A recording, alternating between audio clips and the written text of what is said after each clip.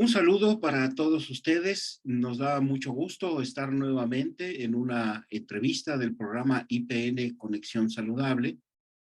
Como ustedes saben, es esta campaña que se deriva de la aplicación de la norma 35 para toda la comunidad politécnica, donde buscamos tratar temas que tienen que ver con el bienestar, con la salud emocional, con la salud mental y el bienestar general de la persona.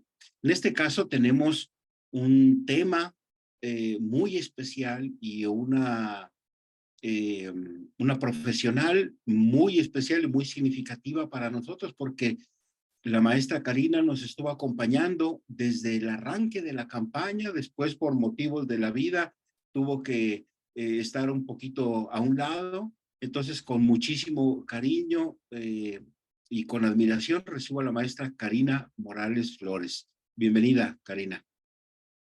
Hola, ¿qué tal, Pablo? Y a toda la comunidad politécnica que nos escucha. Es un gusto nuevamente poder estar acá con ustedes y poderles ahora a lo mejor transmitir un poco desde este lugar, em, pues acerca de este tema, ¿no? Este tema tan significativo que es la educación para la paz, ¿no? Hoy en día ya suena como cliché, ya suena como algo muy sugestivo. Sin embargo, creo que el trasfondo, si nosotros en esta entrevista logramos comprender el trasfondo y el propósito y el por qué de esta necesidad de educarnos para la paz, pues creo que va a ser algo interesante.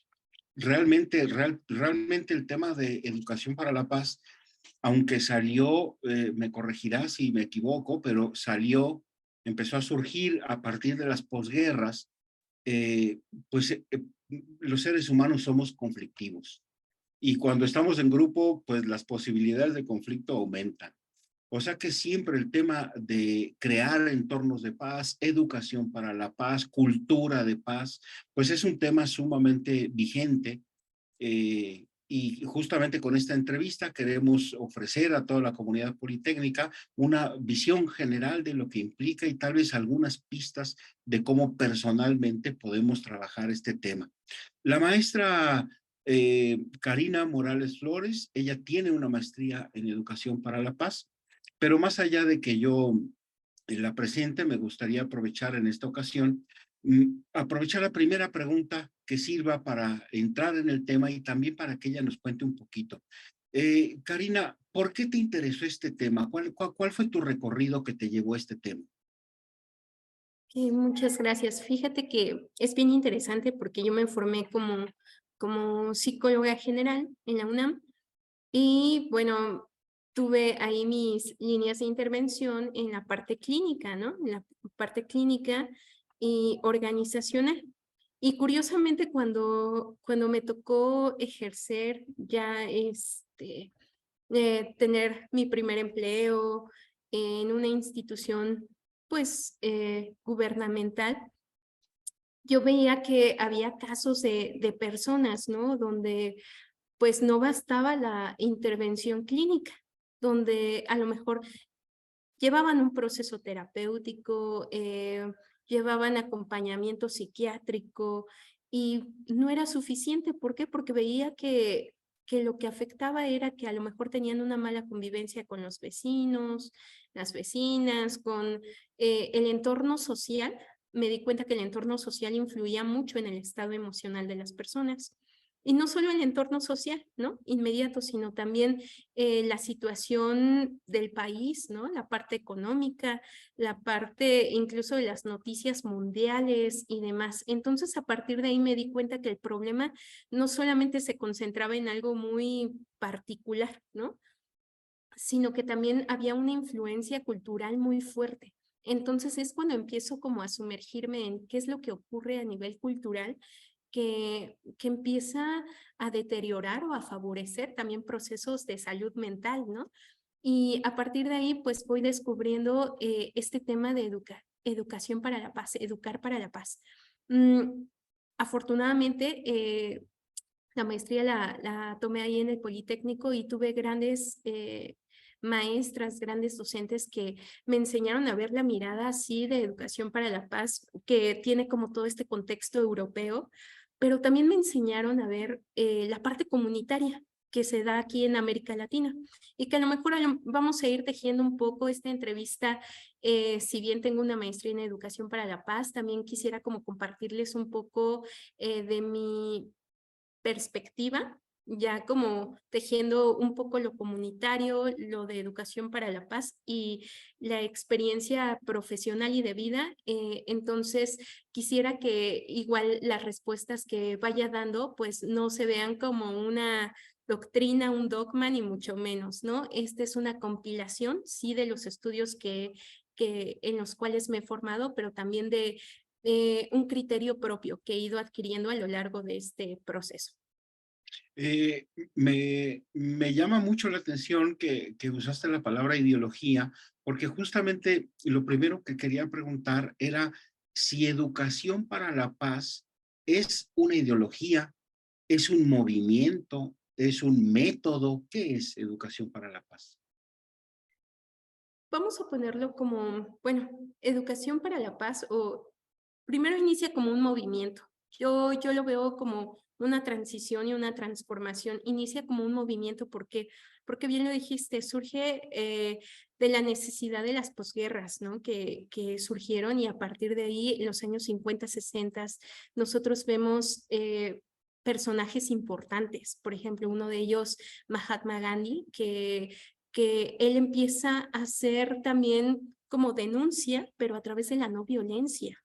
Entonces, a partir de ahí uno se da cuenta que hay procesos donde uno puede alzar la voz de fenómenos sociales, de injusticia, pero no necesariamente a través de las guerras, sino a través también de otros procesos del diálogo, de un proceso, por ejemplo, el proceso que hizo Gandhi, es bien impresionante, ¿no? Porque él no promovió ningún tipo de guerra, al contrario, ¿no? Lo que hacía era como una reflexión. Él empezó en como en esta crítica, ¿no? Vemos a Martin Luther King también en su escrito, ¿no? Tengo un sueño. eh, y bueno, Martin Luther King también lo que él hacía, él era dar justo estos discursos de, vamos a ponerlo como de sensibilizar a las comunidades para poder obtener otros métodos alternativos que no fuera solo la guerra. Entonces, inicia como un movimiento, ¿sí? Después, vamos a ver que hay pedagogos como María Montessori que ellos empiezan también a recopilar, ¿no? Este tema de educar para la paz en el ambiente educativo y posteriormente pues ya empieza con la parte de la UNESCO, ¿no? UNESCO ya empieza a hacer como procesos, ¿no? Como vamos a ponerlo marcos teóricos que permitan trabajar la resolución de conflictos de una manera adecuada, ¿no? De una manera que no vulnere los derechos humanos de las personas. Entonces se fue convirtiendo en un marco teórico, ¿no? Justo que ahora lo utilizamos muchos especialistas para poder resolver conflictos a nivel organizacional, a nivel social y también a nivel personal, ¿no? Entonces ha sido como una transformación. Lo podría enunciar desde ese lugar. Cuando nombraste a Gandhi o a Martin Luther King Jr., pues estamos hablando de problemáticas sociales que digamos, abarcan a un país entero, ¿verdad? Estamos hablando de la posibilidad de un conflicto de proporciones muy grandes. Y terminaste tu comentario haciendo referencia a los conflictos también personales. Es decir, que parece ser que Educación para la Paz te ofrece un abanico de opciones, de alternativas, para resolver conflictos a muy distintos niveles. En este sentido, yo te preguntaría, ¿por qué es importante que todos aprendamos sobre los mecanismos de paz, de resolución de conflictos? ¿Por qué es importante la educación para la paz? Ok, muchas gracias. Y en caer como en un tema de comercial, ni mucho menos, ¿no? Como con esto no quiero convertir a personas en adeptos, ¿no? En educación para la paz, pero sí quisiera que llegáramos como a una reflexión donde pensemos, la paz, cuando nosotros pensamos en paz, pensamos a veces en un lugar tranquilo, el mar, la arena, la playa, el sol, un lugar donde no hay conflictos, donde todo es armonía, donde todos nos tomamos de la mano y decimos ánimo, ¿no? Casi, casi. Entonces, es bien interesante formular qué es lo que estamos entendiendo por paz, porque si nosotros pensamos la paz desde ese lugar, va a ser imposible.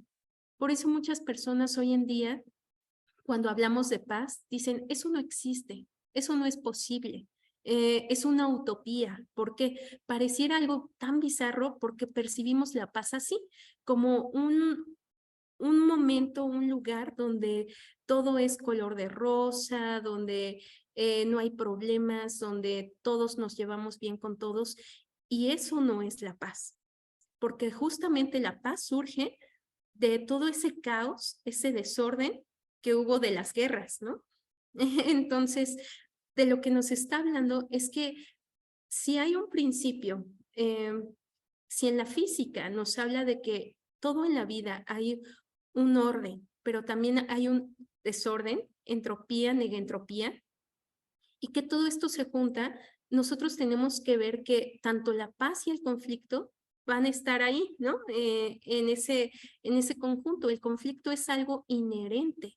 Educar para la paz no significa educar para que no haya conflictos. Al contrario, educar para la paz implica que nosotros vamos a promover una, a normalizar que el conflicto es natural en ti, en mí y en todos los seres humanos. Eso es educar para la paz. Ajá. No es negar el conflicto. Es decir, sí hay conflicto, pero lo que vamos a hacer es que vamos a acompañarte de que tú descubras cuáles son tus herramientas emocionales, personales, para resolver de manera favorable en un conflicto. ¿Por qué? Porque puedes, muchas personas, y a veces me incluyo, no nos gusta el conflicto, ¿no? Y decimos, ay, mejor me callo para evitar el conflicto. Estás viendo una situación injusta en tu trabajo y dices, no, pero es que si hablo me va a pasar algo. No, mejor no, evado, ¿no? Y así vamos teniendo diferentes respuestas ante el conflicto. Lo que, lo que promueve Educación para la Paz es que tú puedas exponer tus necesidades, porque si hay conflicto es porque hay una necesidad que tiene que ser escuchada.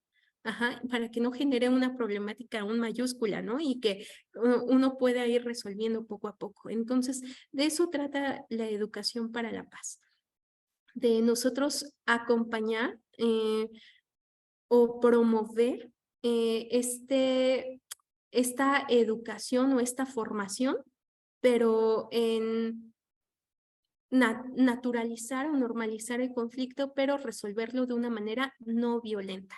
Ujú. Porque hoy en día eso es lo que vemos, que las personas resuelven sus conflictos de manera violenta. Me parece muy liberadora esta respuesta porque efectivamente yo mismo pensamos que la paz se construye sobre la ausencia de conflicto. Y al hablar de la física y esto que nombrabas, es como entender que es natural que haya conflicto. Lo que no es natural es que se resuelva con violencia. Así. Eh, es decir, que de alguna manera el conflicto lleva una semilla, por decir algo, lleva una posibilidad del conflicto como para mejorar, para cambiar, para la paz. Así es, justamente ese es el propósito. Cuando nosotros comenzamos a cambiar esa imagen que tenemos del conflicto, no es que vamos por la vida, sí, conviértete en conflictivo, ¿no? Pero hay hay un tipo de, ¿cómo decirlo? De conciencia donde empiezas a darte cuenta que el conflicto puede ser transformador. Transformador ¿en qué sentido? Tanto a nivel personal como a nivel social. Mm, nosotros necesitamos lo que yo decía, enunciar cuáles son nuestras necesidades, enunciar qué es lo que nos parece injusto. Por eso, desde acá, sí promovemos que las personas hablen, que las personas puedan ser un poco rebeldes, pero con esa causa justa, ¿no? No callar ante situaciones de inequidad, de falta de respeto. ¿Por qué? Porque vamos a partir de un punto importante, la agresión y la violencia. La agresión es algo que nosotros podemos traer de manera natural, ¿no? O sea, una genética, una condición, pero la violencia es todo acto intencionado. Las guerras a veces se promueven por esos actos intencionados, pero pensémoslo en algo más cercano, ¿no? Tu compañero, tu compañera de trabajo, que a lo mejor llegas a tener un conflicto, un roce, y se convierte en algo violento cuando ya empieza a haber una intención de lastimar al otro, de perjudicar. Entonces, ahí es en donde nosotros tenemos que parar, ¿no? Parar ese ciclo de violencia y decir, espera, no va por ahí, no hay otras alternativas y otros métodos. Por eso el conflicto es, como bien lo decías, una semilla que nos permite transformarnos. ¿Por qué? Permite salir de tu zona de confort. Porque regularmente el conflicto enuncia necesidades que no son satisfechas. Un conflicto lo puedo describir así, ¿no? Es una necesidad no satisfecha por una o ambas partes. Ajá. ¿Y qué es lo que ocurre? Si nosotros evadimos el conflicto, las cosas van a permanecer igual. Si nosotros empezamos a hablar, a resolver a través de la cooperación, a través de el diálogo, la negociación, que son términos como bien significativos en Educación para la Paz, pues implica que nosotros vamos a mover algo, va a haber un movimiento. Pero como a veces tenemos mucho miedo a los cambios, a los movimientos, a las transformaciones, es por eso que a veces es más cómodo quedarse en el lugar donde uno está. Es más cómodo que yo me calle ante una injusticia que yo veo en la calle, ¿no? Si yo veo a una señora que está siendo vulnerada, golpeada, y tantos casos que vemos en las noticias, taxistas, esposos, etc., es más fácil yo callarme. ¿Por qué? Porque pareciera que eso es como resolver algo, pero no, o sea, el problema sigue perpetuándose. La violencia se perpetúa cuando nosotros callamos. Entonces yo lo podría comentar desde ahí. Eh, Evidentemente que me parece que todos deseamos que no haya conflicto. Está en el corazón del ser humano desear, o también está en el corazón del ser humano, pues rechazar el conflicto. Sin embargo, parece ser que entonces el conflicto tiene algo de inevitable, por lo menos algún nivel de conflicto. Y eh, pienso que tal vez habría algunas situaciones buenas que si no fuera por el conflicto no saldrían. No es que uno tenga que provocar conflictos para provocar algo positivo, sino más bien ya de los conflictos que hay, pues salgamos mejor de cómo entramos, ¿no? Y puede ser una oportunidad que sin ese conflicto no se daría. En ese sentido, me gustaría preguntar, estoy comprendiendo que el diálogo es un elemento fundamental en la resolución de los conflictos, pero me gustaría saber cuáles son esas técnicas o esos procedimientos de resolución de conflictos que se promueven desde esta perspectiva. Ok, perfecto. Mira, aquí lo importante y bueno, para analizar el conflicto, primero tenemos que ver la actitud que nosotros tenemos ante el conflicto. ¿Y a qué nos referimos con la actitud?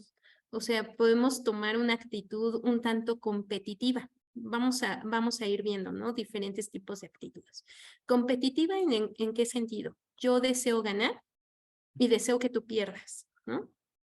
Eh, yo quiero que atiendas mis necesidades, pero no me importan tus necesidades. Entonces, desde ahí nosotros estamos observando que ese tipo de actitud ante el conflicto nos va a dar una resolución un poco compleja, ¿no? ¿Por qué? Porque ahí me doy cuenta que no me está importando tanto la relación que tengo, por ejemplo, contigo, ¿no? Sino a mí me está importando ganar, pese a lo mejor pese a sobrepasar tus derechos, ¿no? Si yo tengo un conflicto contigo, Pablo, y yo digo, yo utilizo esta actitud primeramente de competir, a mí no me va a importar la relación que tenga contigo. A mí me va a importar lograr mis objetivos. ¿Cuántas personas hoy en día adoptan esa actitud, no? Yo deseo cubrir mis objetivos, que me resuelvan a mí mis cosas y a mí no me importa lo que tengas que hacer, ¿no?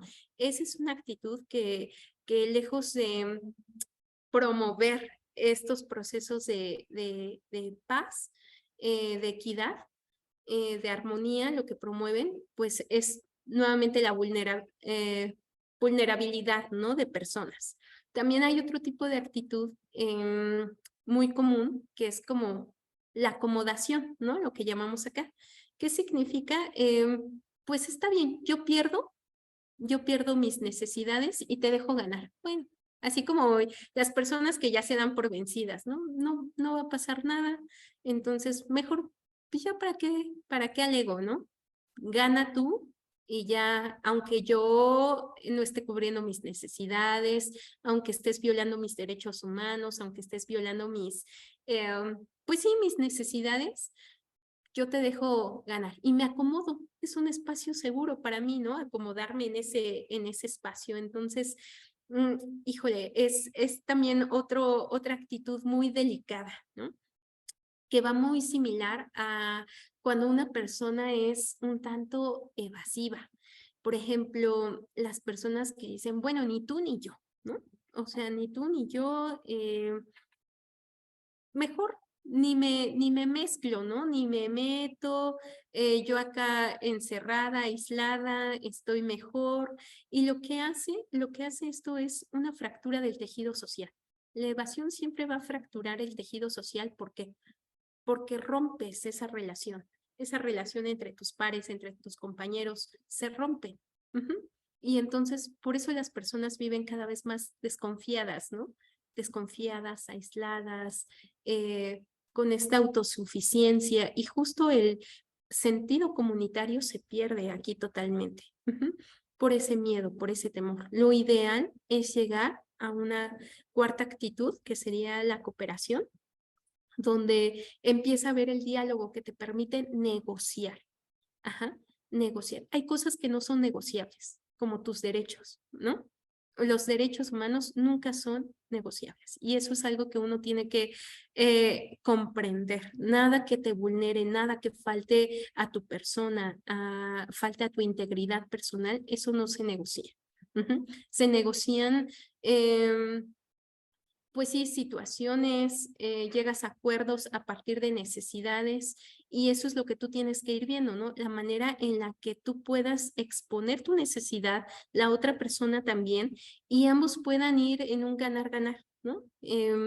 Siempre y cuando cuidando la relación. O sea, sí importa cubrir mis objetivos, pero me importa también cuidar la relación que tengo contigo. De eso se trata como esa actitud. Entonces, más allá de poderte decir como elementos bien puntuales, porque yo lo dejaría primer momento, identifica la actitud que tienes ante el conflicto. Y eso, desde ahí va a ser como una puerta que tú vas a abrir para identificar cómo es que respondes, cuáles son tus estrategias de afrontamiento ante las situaciones que se te presentan en la vida, ¿no? Ante conflictos. Entonces, ahorita ese es como un panorama. Hay en Educación para la Paz, de hecho, hay como todo un modelo teórico en donde se enseña precisamente ciertas competencias bien enfocadas al tema mm, de justicia social, competencias sobre convivencia solidaria, competencias como pues esta parte empática y demás, ¿no? Pero es todo un proceso, ¿no? Nosotros, es como si nos fuéramos dotando de herramientas, autoconocimiento, todo eso es parte de cómo resuelves un conflicto. Ya. Has tocado un tema que para mí es muy enigmático, es muy interesante, que es, dijiste ganar, ganar, y también hablaste de la primera actitud, que era que yo quiero ganar a toda costa. Parece ser que en una negociación, el ganar, ganar implica que yo tenga que ceder algo. A veces, eh, en nuestra mente entiende ese ceder como un perder. ¿Qué podrías decirnos? ¿Cómo podemos sobrellevar mejor este tener que ceder? No sé si estoy usando una palabra correcta, tú me corregirás, eh, para que al final los dos ganemos algo. Es decir, que si cada uno se mantiene queriendo conservar y no ceder en absolutamente nada, pues pienso que el conflicto va a perdurar. Mm, ¿Cómo podríamos acercarnos mejor a esta actitud que a veces implica dejar algo, reconocer que estoy equivocado, a veces perder algo? Voy a sonar un tanto filosófica y eso lo he aprendido a través de la vida, pero a veces también ceder, o sea, creo que hay muchas palabras que necesitamos ir transformando su significado, deconstruyendo, ¿no? ¿A qué nos referimos? Que a veces tenemos una idea muy determinista de lo que es. Ceder pensamos como una renuncia, cuando en realidad a lo mejor ceder también es un acto de ganar, ¿no? Porque a veces perdemos para ganar otras cosas. Perdemos ciertas situaciones para ganar otros aprendizajes, otros momentos, etc. Entonces, la renuncia no es mala, la renuncia no es dañina, renunciar a algo no es dañino. O sea, creo que aquí lo interesante es justamente ver esto. Voy a retomar nuevamente la pregunta que me hacías, ¿por qué educar para la paz? Porque algo que se nos está olvidando es la parte de la humanidad, ¿no? Eh, el recordarnos humanos. Hoy en día llegamos a decir, esa persona es muy inhumana. ¿Y a qué nos referimos con eso? Cuando decimos es muy inhumana, que no está pensando en la relación con el otro, no está pensando en el impacto que sus palabras, sus acciones, su comportamiento tiene en, en su entorno. Ajá. Es inhumano, vamos a imaginar, es inhumano que una persona golpee a un animal. Es inhumano. Es inhumano ver a una persona que están peleando en la calle de una manera violenta, sangrándose, o que alguien le está quitando sus objetos, le están robando a alguien. Eso es inhumano. Entonces, ¿por qué es importante recordar la palabra humanidad? Porque eso te permite a ti recordar que cuando tú estás en una relación, cuando tú estás en un vínculo, relación de trabajo, relación personal, relación familiar, lo que estás haciendo es no olvidar tu humanidad, ¿no? O sea, si estás cediendo es porque te interesa la otra persona, pero también te interesas tú, ¿no? Entonces, creo que verlo desde ese lugar, por eso no centrarnos tanto en los objetivos o en lo que queremos ganar, sino centrarnos más en realmente la relación, ¿no? ¿Cómo quiero cuidar esta relación? ¿Cuál es el impacto? Si nosotros nos educamos para cuidar relaciones, en nuestro entorno, nuestra naturaleza, nuestra familia, creo que el contexto sería distinto. Esta pregunta me lleva a lo siguiente. Cuando ahorita estoy pensando en la resolución de un conflicto persona a persona, bueno, pienso que más o menos tendríamos elementos para acercarnos, para dialogar, etcétera. Como que la problemática está muy acotada a esas dos personas y el problema no es tan grandísimo. Pero, ¿cómo podemos meter estos conceptos, estos procedimientos, esta cultura en el ámbito de las organizaciones? Porque Pues una cosa es que, por ejemplo, tú y yo tengamos que resolver algún conflicto, pero otra cosa es que a nivel de mi institución haya un conflicto. O sea, hay muchos más elementos en juego, muchos más intereses, muchos más mecanismos. ¿Cómo se puede llevar esta cultura a las organizaciones? Ok, desde acá hay un término que se llama provención. Este es un término que lo aprendí justamente en mi formación. ¿Por qué? Porque contrasta con el término de prevención. Nosotros utilizamos mucho prevenir como una manera de evitar alguna situación. Es decir, vamos a dar pláticas de prevención de embarazo no deseado, ¿no? O no planeado, perdón. Y a partir de ahí lo que nosotros estamos como enunciando es evitar ese, ese tema, ¿no? Esa situación. Lo que nosotros ocupamos acá es el término provención. ¿Qué significa? Provención significa proveer a las organizaciones, a las instituciones, de elementos como negociación, aprender a, pues sí, el arte de la negociación, el diálogo, aprender también de, ¿cómo decirlo?, de resolución de conflicto de una manera positiva, ¿no? De estrategias de resolución no violenta del conflicto, de cómo hacer estos procesos de cooperación. Creo que desde ese lugar nosotros podemos dotar, o bueno, vamos a ponerlo así, más que dotar, acompañar a las instituciones, a las organizaciones que puedan ver que tienen recursos, ¿no? Para enfrentar estas situaciones. ¿Por qué recurro a la parte de la educación? Voy a partir nuevamente, educar para la paz. Se utilizó mucho el término educación para la paz y educar, ¿por qué? Porque la educación es el instrumento que nosotros tenemos para hacer transformaciones. Desde acá, ninguna educación es neutra. La educación no es neutra. ¿Por qué? Porque la educación tiene un propósito y tiene una finalidad.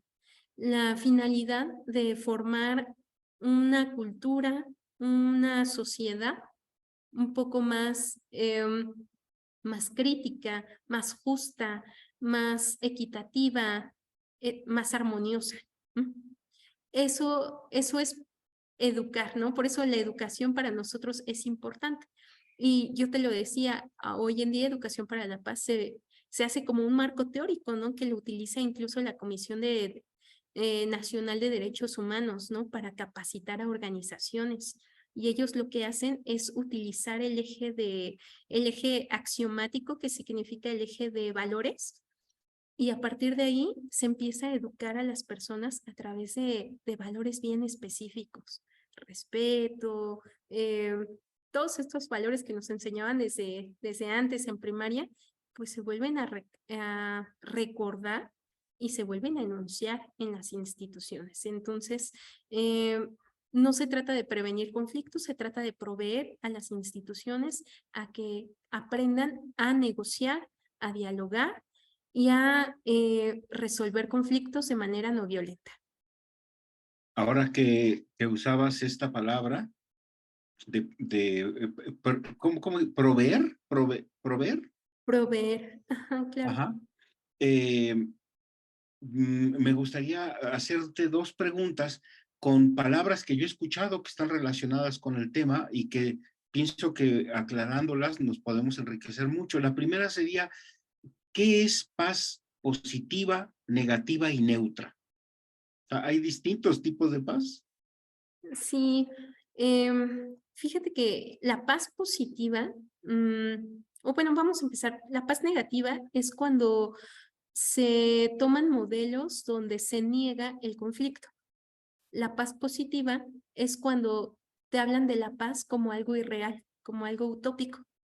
Y la paz neutra es donde te dan la posibilidad de que puedas mirar que sí hay conflicto, pero que hay maneras pacíficas de irlo resolviendo. Ajá, esa es como la diferencia. Vamos con la paz negativa.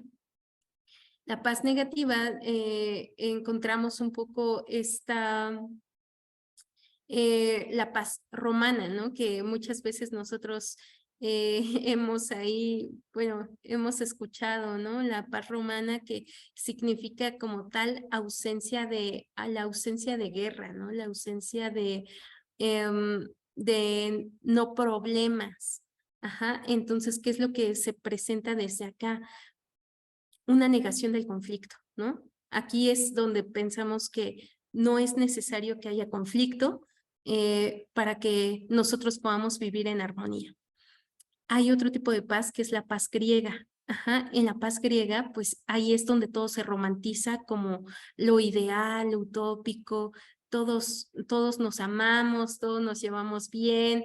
Esa sería como esta paz positiva, y la paz neutra va enfocada un poco más con el contenido de Gandhi, ¿no? De Mahatma Gandhi, que era como un paz que promovía la justicia social. Entonces va desde ese lugar.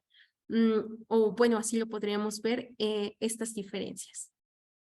Todo esto me hace pensar, ahora que hablabas de la paz romana, cómo podía ciertamente no haber un conflicto bélico, no haber violencia, no tanto porque hubiera armonía, sino porque había un sometimiento.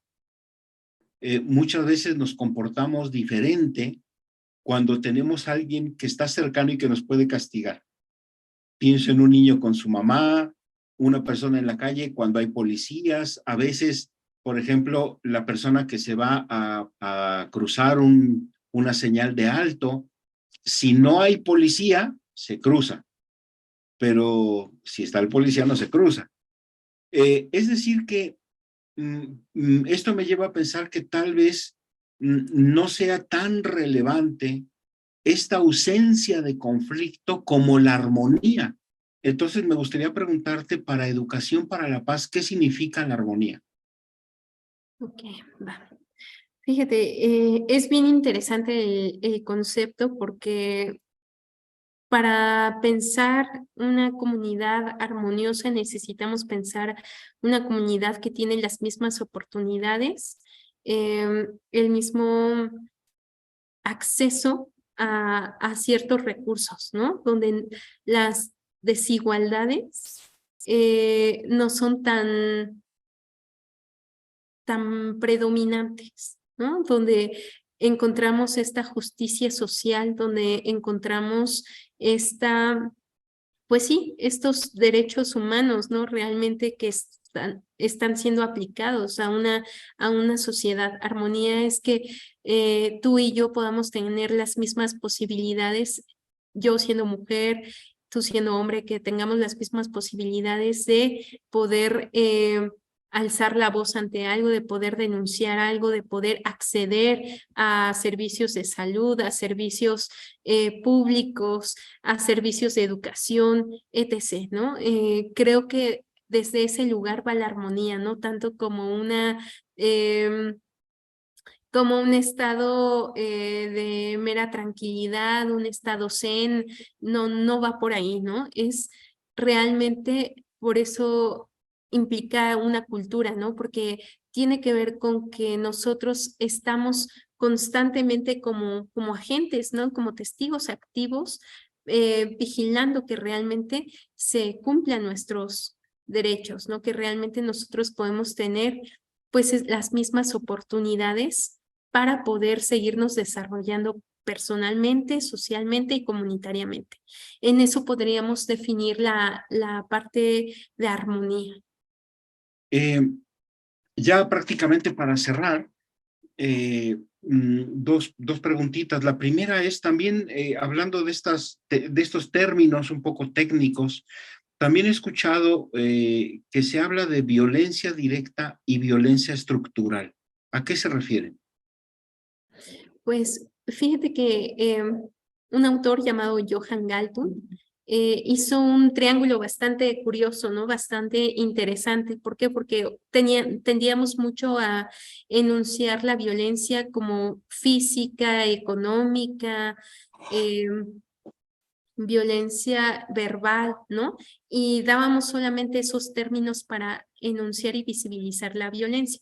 Sin embargo, nosotros creemos que la violencia es una especie de iceberg.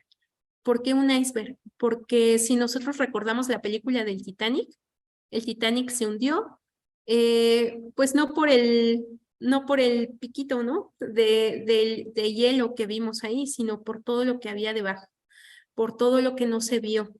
Entonces, lo que nosotros hablamos desde acá y es como siempre estar en esa denuncia, es denunciar aquella violencia que no se ve, aquella violencia que permanece oculta en discursos. Ajá, por eso le llamamos discursos, a veces hay discursos ocultos, ¿no? En la parte estructural.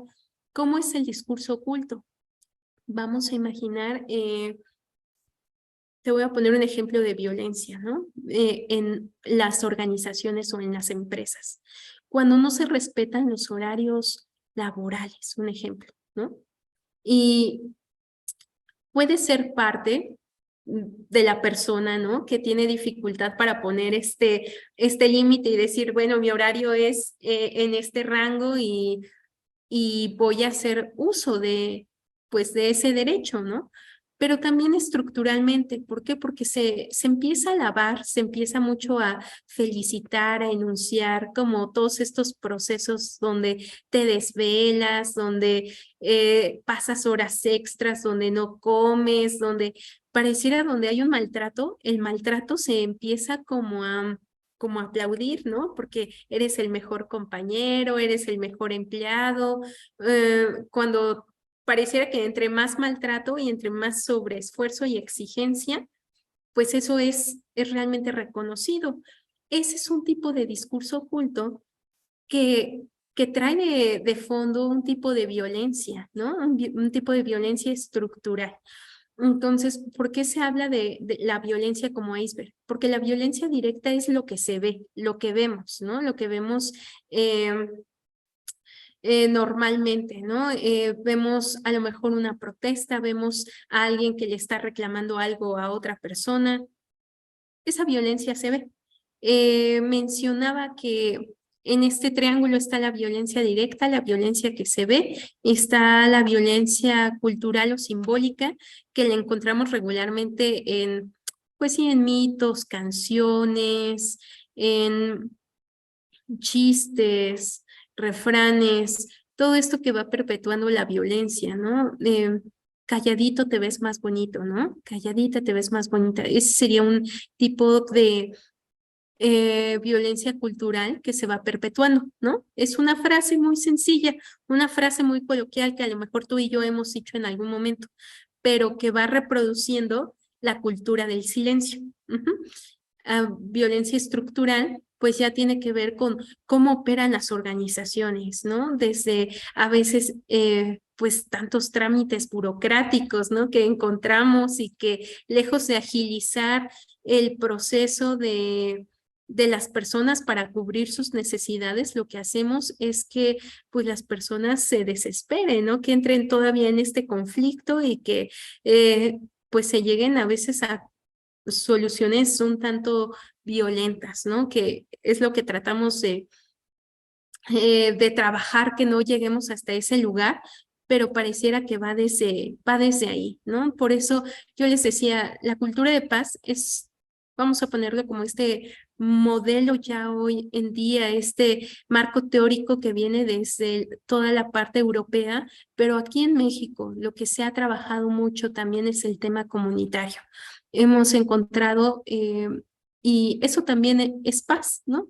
O sea, las personas que en sus comunidades empiezan a, pues, a trabajar, ¿no? En esta colectividad, en este autocuidado, ¿no? No sé, como antes había como mucho estas reuniones vecinales, ¿no? A hoy en día en fiestas decembrinas, posadas y demás. Pues todo eso, todas esas tradiciones, todo eso que te acerca a un otro, todo eso que te permite contactar con otra persona, pero de una manera muy genuina, de una manera donde no te importe solamente ganar, donde no te importe solamente cubrir tus necesidades, sino donde puedas mirar y admirar también a un otro. Eso es la parte importante comunitaria que se ha hecho en América Latina, ¿no? Me gustaría, para cerrar, con una última pregunta. La primera era una pregunta de carácter personal que te había acercado a todo este tema. Me gustaría cerrar también con otra pregunta un poquito más personal.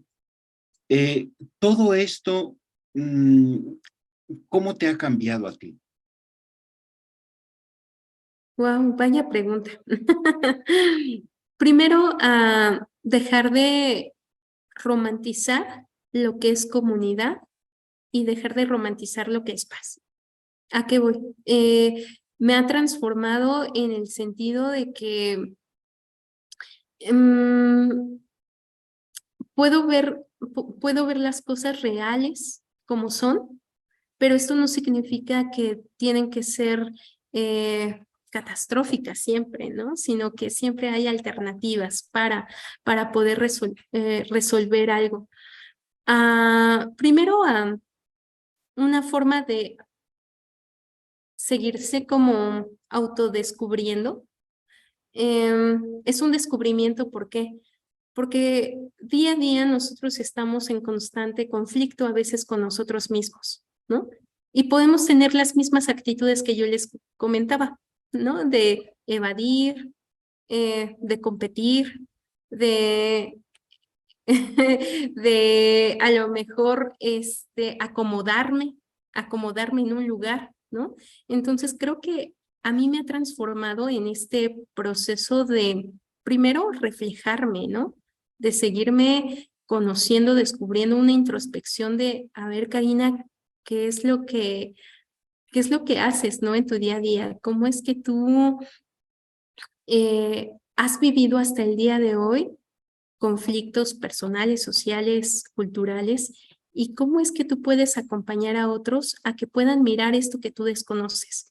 Mm, Creo que el conocimiento es una luz, es como una guía que te permite también tener dirección. Cuando uno está en oscuridad, está desorientado.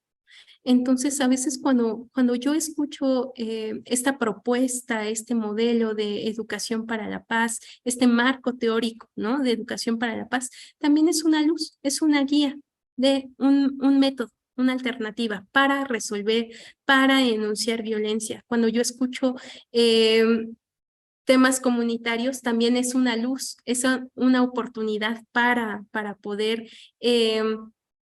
resolver conflictos. Dije dejar de romantizar, ¿por qué? Porque en esta vida no todo es color de rosa, ¿no? Pero creo que lo interesante es que nosotros le vamos poniendo como un color bien específico a cada situación. Entonces, no necesariamente tiene que ser de rosa porque es lo mejor. Aquí no hay estándares. Educación para la paz, el tema comunitario, no hay estándares de qué es normal, qué es anormal, ¿no? Es, es una forma, un estilo de vida donde tú te vas dando cuenta de la importancia que tienes tú con tu entorno, de la importancia que tú tienes al cuidar tu naturaleza, al cuidar tu mundo, tu sociedad, tus relaciones laborales, interpersonales. Entonces, creo que en ese sentido me ha transformado a reconocerme y a reconocer la importancia que los otros, las otras personas, tienen en mi vida. Antes creo que estaba muy negada a eso y creía mucho en la autosuficiencia intelectual, la autosuficiencia personal, económica, creía mucho en eso, ¿no? Pero estos modelos que me permiten entender un poco más la importancia de lo social, de la sociedad, me permiten descubrir que sí es bueno ser autosuficiente, que sí es favorable, ¿no?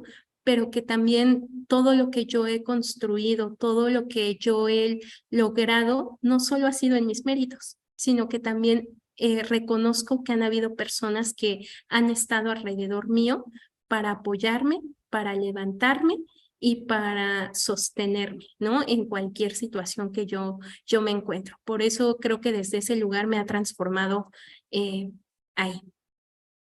Pues muchísimas gracias, Karina. Me impresiona mucho esta respuesta última y pues realmente nuestro deseo es ese, que las personas encontremos en este camino, como en tantos otros, pero ahora con este tema, pues un modo de transformarnos que nos haga más conscientes de nosotros, que nos haga más fuertes también, pero también